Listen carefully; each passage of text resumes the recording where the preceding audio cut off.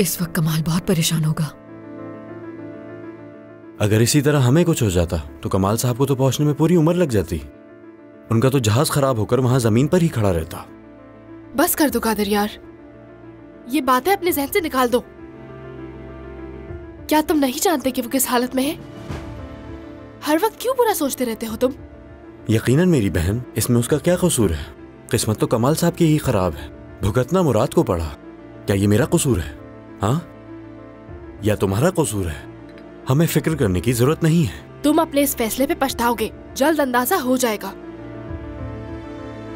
क्या गाड़ी चलाना काफी नहीं है? तुम्हारे बाबा की फैक्ट्री ज्यादा दूर नहीं, जाओ और उसे भी जाकर राख कर दो। गुस्सा आता है मुझे ये सोचकर।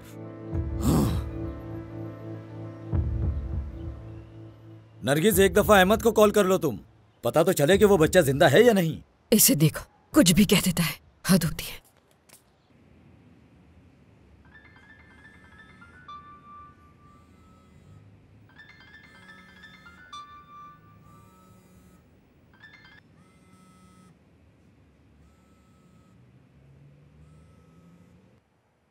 हेलो अहमद भाई, माफी चाहती हूँ आपको परेशान किया।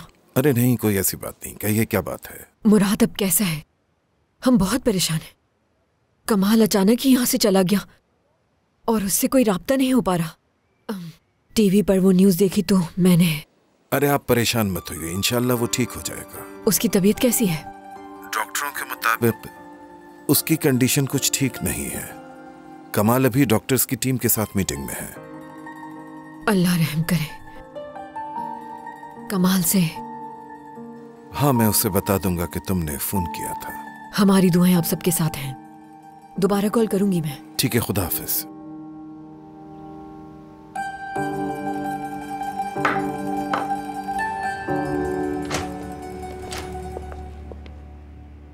क्या हो बताइए।